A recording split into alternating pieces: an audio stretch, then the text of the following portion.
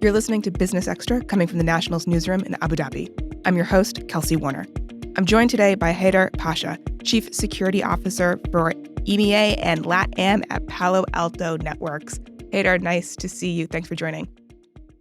Thanks for having me, Kelsey. So Europe, Middle East, Africa, and LATAM, it's a broad territory, and Palo Alto Networks works in cybersecurity. So today we're talking, how prepared are you for cybersecurity risks? And I want to take a step back and just introduce us to the work of a cybersecurity firm in 2023 and what you all do. Sure. Yeah. So firstly, again, thank you for having me. So as you said, Palo Alto Networks is a world-leading cybersecurity organization. Cybersecurity is all we do. We were founded more than 15 years ago, focused on really solving one major issue at the time, which was sort of changing the way the traditional security elements were working back then, specifically in the realm of network security.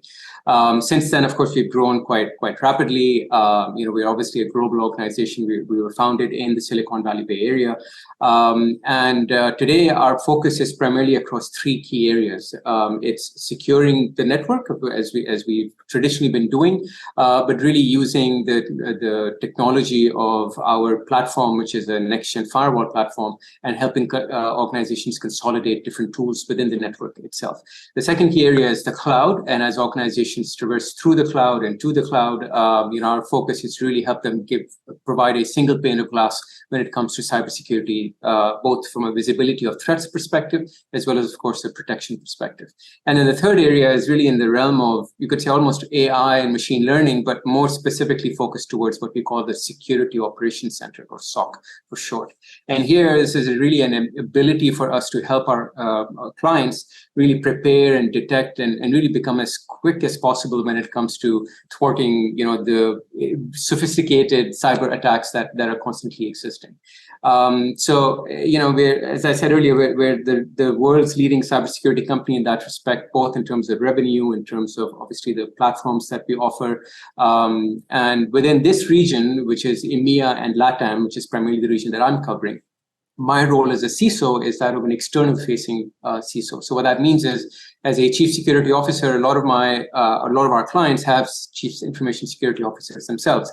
So my job is to really partner with them and help them understand not just where Palo Alto is coming from, but really what's kind of happening in the industry. What are the things for them to look out for? Helping them build a long-term strategic roadmap for cybersecurity in general, not just Palo Alto, but overall for cyber, and really just kind of being there, as a source of truth when it comes to cybersecurity. So a lot in there as an intro, but hopefully that should be sufficient for. That's a useful framing, yeah. And you work with Fortune 500 government entities. Correct. SMEs. Pretty much everyone, yeah. So you span the gamut. It's pretty much everyone that focuses. It's all sorts of industries, all sorts of different types of clients. We were primarily focused on very large organizations and governments, but since the course of the last, I'd say maybe 5 or 6 years now, we've really opened it up to pretty much any organization looking to secure their environment. So you recently surveyed 500 CEOs in the UAE about their cybersecurity awareness, and 86% claimed a good understanding of cybersecurity, which that is a very high figure. I was skeptical of that because cybersecurity to me is a kind of an also-ran. Everyone's afraid of it. Everyone knows they need it, but it's technical, it's complicated, it's tough to understand. So 86% of CEOs in the UAE claim an understanding. Do you buy that? How literate are we in this region on this issue? So what I buy is that 86% of CEOs think that they have a good understanding of cybersecurity. Mm-hmm. I would, like yourself, obviously, when I saw that number, I challenged it a little bit myself. And so I think, look, when it comes to cyber, it's such an evolving landscape. And many of the CEOs that we interviewed, of course, have been in the industry 20, 30 years, right? So what they think they know about cybersecurity perhaps 5, 10, 15 years ago is probably what they're thinking they're comfortable with today. But what they may not understand is how it's evolved over the course I'd say even the last 4 or 5 years, as an example. In the last So, 4 or 5 months, it's changed. or even the last 4 or 5 months, absolutely, yeah. So, what the other part of that statistic also said that 41% also within that number, 41% of those CEOs also said that they have not done a full cybersecurity assessment. As well. So on the one side, you're claiming to have a very good understanding of cybersecurity, but on the other side, you've not done the basics, which is, an actual assessment of your cyber landscape, right? So, it's, as we agreed, I think this is really just their understanding. And I think ultimately what CEOs always need to do, and everyone in general, but specifically the C-suite needs to do, is constantly unteach and teach themselves when it comes to cyber, and really challenge their CISOs, their CIOs in the organization to really come to the table more often and really enable them as well on their understanding of cybersecurity. Okay, so we have you here as a guest. So as a public service to people who do not understand, this is an opportunity to educate. So I want to just do a quick kind of rapid round of defining some common terms and talk about how threatening these terms are. Things like phishing, malware, ransomware, 0-day. And then I want you to tell me which ones I actually missed. So phishing, just quickly define phishing. Phishing. So somebody wants to have you redirected to their page that they have created, which is a malicious page that essentially will allow them to upload a certain piece of malicious software onto your device. And that phishing could come in the form of an email. It could come in the form of you just browsing the web and finding yourself on somebody's malicious page. But phishing essentially is that ability of somebody trying to upload that particular content onto your computer for malicious reasons. Malware. Malware is a piece of software that essentially will be uploaded to your machine if you have successfully essentially gone onto that person's machine itself or gone to that person's website. So what malware essentially will do is it can be used for different reasons, but traditionally malware is used to spy on the actual machine itself, to look at the data and find out what exists on that particular user, and then ultimately for the attacker to then log in and steal the data, as an example. Ransomware. Another form of malware, but more now specific to encrypting the device and actually asking for, as the name suggests, ransom, right? So ultimately, if I've been successful in my phishing attack and you have come to my website and you've downloaded or I've uploaded that piece of software onto your device, that software will ultimately encrypt your entire machine. And all you'll see is a page that I pop up in front of you that says, pay me 1 Bitcoin or you're never going to see your computer again or your information again. 0-day attack. An attack that has not been seen before, right? So 0-day meaning it's never existed out in the market by any attackers earlier. And so again, 10 years ago, a 0-day attack was considered a bit of a blue moon, right? We wouldn't really see it that often, and when it would come out, then people would rush to apply signatures and best practice kind of methodologies to prevent that 0-day attack. Today we see upwards of 20 to 30,000 0-day attacks on a daily basis. So it's become a norm. So which ones did I miss? Did I miss any buzzwords in the cybersecurity space these days? I think there's a supply chain attack. I think is also quite picked up quite a lot of steam. And what that essentially means is, again, when you look at your supply chain and you think about software, essentially as one example, software typically requires obviously code, and what we normally find is that 70% of code is available in the open source market. Meaning, I can go to a website and I can download a piece of code that somebody's built in order to complete the code that I'm trying to build for my piece of software. So that open source can come with its own set of vulnerabilities. And so what the attackers are doing now is they're actually leveraging those vulnerabilities to attack, companies that have or are using that third-party software. So supply chain disruption generally is caused, in one example, as I just said, in this form of software attacks. Within this range of attacks, within this range of risks, how can companies actually prepare? Is a good way of preparing to run scenarios? What does this actually look like from a kind of tactical, concrete standpoint?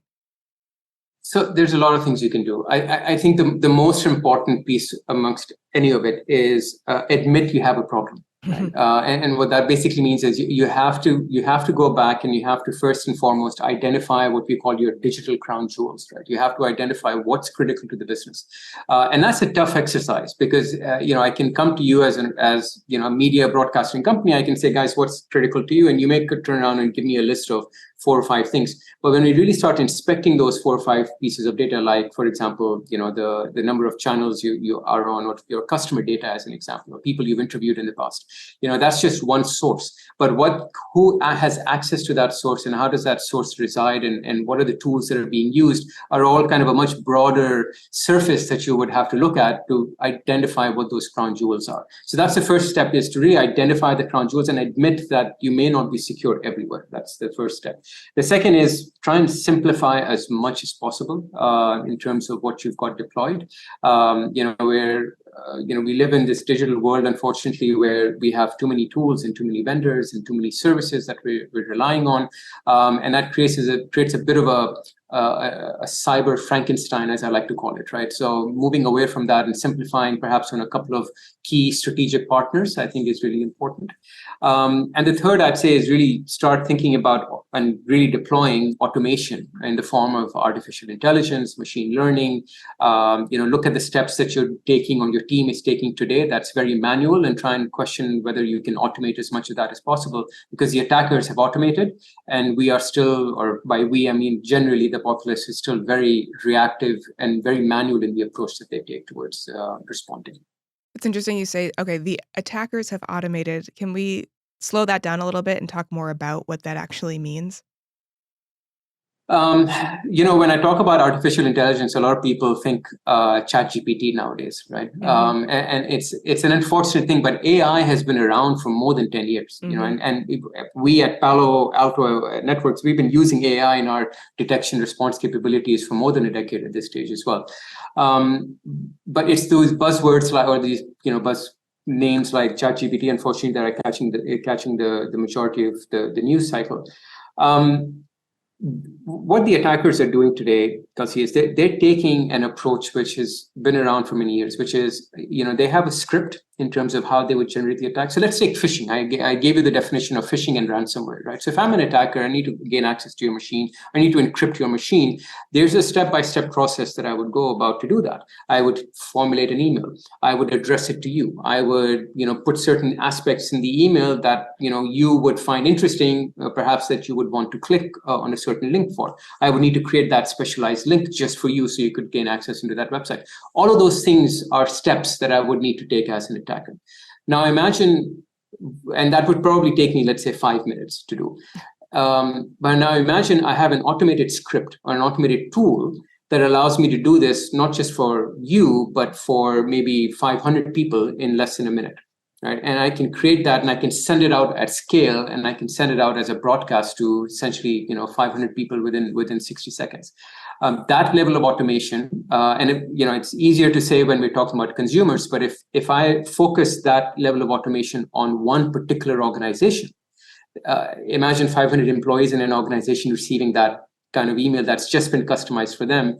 That's the kind of automation that attackers are using right now. And so our response traditionally I talked about the Security Operations Center, the SOC. Our response in the SOC right now is very manual. We'll look at each email. We'll say, okay, well, is this phishing? Do I need to access? And then they would try and click on the link in a secure manner.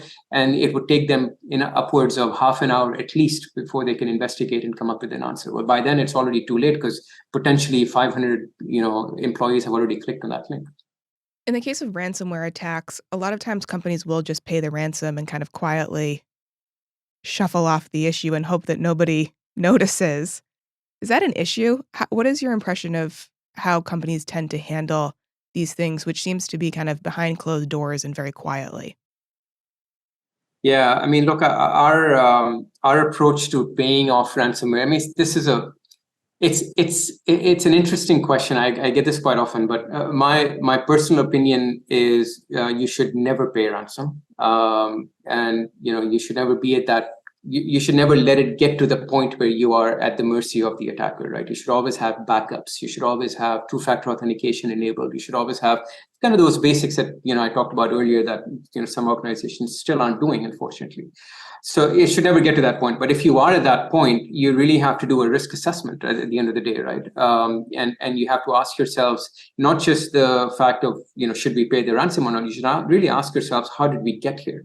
Right? And what were the things we didn't listen to that allows us to get to the point that we are at? So short answer is don't pay. Just don't pay. This is ultimately...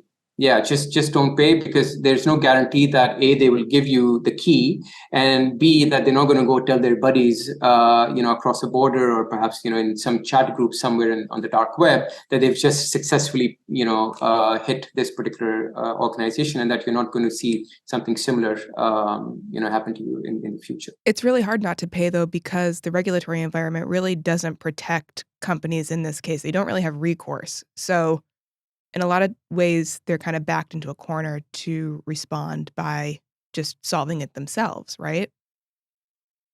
Well, so I think when you think about, so if you look at a slightly broader aspect of this, right? If you consider this whole notion of how the regulations have really evolved as well. Regulations are really a guiding principle right now, right? So when I think about cybersecurity regulations, they're basically telling you to get the basics right, right? So if you just follow the guidelines, I don't think that should be your level set. I don't think, CISOs or organizations should go in and say, yes, we are GDPR compliant, as an example. This is the General Data Protection Regulation in Europe. So if an organization turns around and says, we are GDPR compliant, that doesn't really mean a lot from a cybersecurity perspective. That means you've done the basics. Mm-hmm. But when you think about all the other things you should do, I mean, there's obviously, you need to challenge yourselves there.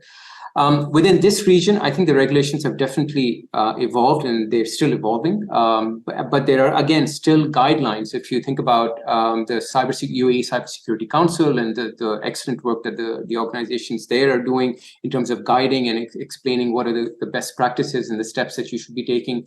It's just organizations need to be constantly aware, and they need to constantly realize that, again, regulations will always be the basics, right?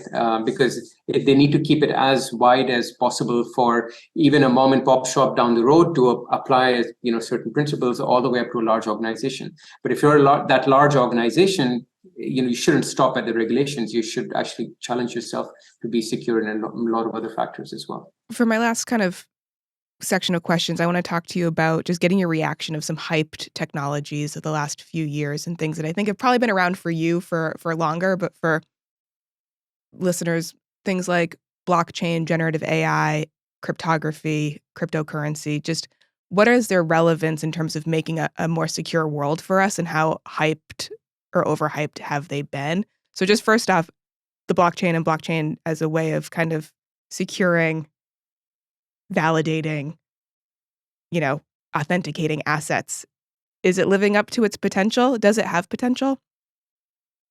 Look, I can't take credit for what I'm about to tell you, but I've heard this somewhere, and I absolutely agree with this sentiment on blockchain, and which is the fact that I don't think blockchain has had its internet or web 1.0 moment yet, right? I think blockchain has lots of use cases, and blockchain has some great potentials. But if you remember back in the late 2000s, in the early 2000s or late 90s, when the internet was really kind of becoming the internet, we saw sort of this moment where people started to realize that, we can actually find use cases such as e-commerce and start, creating websites and kind of really using the internet for, business and commercial aspects. I think blockchain isn't there yet. It hasn't had that, web 1.0 moment. And as you know, we're in web 3.0 right now with the Metaverse and everything else. But that evolution hasn't started, in my opinion, right? So that's my view on blockchain. Whether or not it's secure, and whether or not, what are the practical use cases, it's a different way of thinking, because it talks about how 50% of the certain chain has to fully agree before the overall chain changes. And I've read some use cases where you could actually influence the blockchain or a certain blockchain if it's small enough. So the jury is still out in all of that. But for me, I think what's more important right now is I still haven't seen that Web 1.0 moment for blockchain that really will show me how it's going to be used in our daily lives right now. What about Web3 and decentralization? Yeah, Web3, I think, is definitely has some massive use cases. When you think about the metaverse, I know, again, people get fixated on sort of those big news items like Facebook and what Mark Zuckerberg wants to do with Meta and everything else. But again, I think it definitely has. Coming out of COVID, the big change that I've seen is the organizational mindset, or even the CEO's mindset towards technology. Pre-COVID, I don't think technology was on the top of mind for CEOs. But today, and going back to that survey that we did, it is unequivocally part of a CEO's mindset is technology, and for them to really think about how can we use technology as a way of growing the business, as a foundational growth for the business, and they're actually able to now quantify what I call the margins of growth that they're going to see as a result of digitizing within their organization. So I think Meta, or this kind of Web 3.0 approach, is definitely going to be one of them. Okay, so what about cryptocurrencies, non-fungible tokens, digital assets, that whole universe? Again, it's different use cases for different mediums. I think with cryptocurrency, again, we're trying to see some use cases, and Dubai or the UAE, as always, is usually ahead when it comes to using technology, compared to many other organizations or countries around the world. So I'm seeing real estate transactions taking place using cryptocurrency, and people buying cars using crypto and all of that.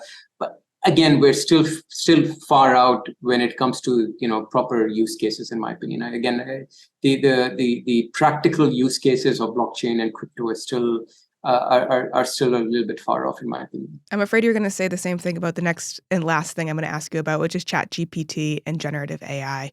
Where does it sit in the security landscape? I think ChatGPT, and actually I'm not going to say the same thing, because I think ChatGPT or generative AI, because again, we need to differentiate, because now we're on version 4 of ChatGPT, and soon we're going to see version 5 and so on. I think this is an area that's going to change our lives quite significantly over the course of the next 24 months. Because when you think about how fast it's evolving, I think this is a form of human augmentation that we're going to start to see in our daily lives a lot sooner than the other stuff that we just talked about, right? So even if you think about what the traditional or the initial ChatGPT function did, or generative AI did, it's leaps and bounds beyond what it was doing in those early stages back just in December versus where it is now with version 4. And as you start to give it more and more good quality data, which is ultimately what this whole generative AI is all about, is giving it really good solid data and expanding that scale, I think we're going to start to see a lot more stronger use cases coming out of that in the next year or so. Do you think the coverage of what the implications are for it landing in the hands of bad actors, do you think that's overblown, or do you think there are real existential risks with its proliferation?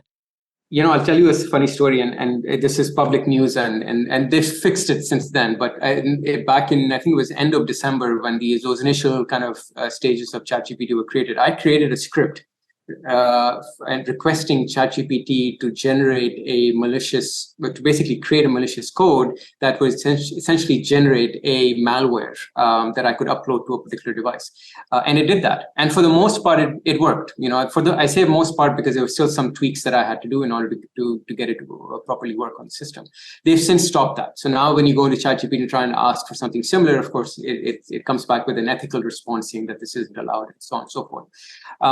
But I can guarantee attackers are going to find whatever creative ways they can to use generative AI as often as possible. Yeah. And you think the other side will be prepared, or is it going to be a few disasters along the way, a few bumps and bruises before we get there? I think it's going to take us a couple of big ticket, I won't say attacks, but some big ticket use cases for us to really identify what's going on, right? More use cases. Before companies really start to see the value of using automation, I think they're going to see a few more larger kind of news items of organizations that have been attacked using generative AI. Well, Haider, thank you so much for talking to me. Fun chat. Have a good one. Yeah, pleasure. Thank you. That's all for today. If you enjoyed this episode, please do subscribe wherever you get your audio content. All that's left to do is thank our production team and you for listening. See you next week.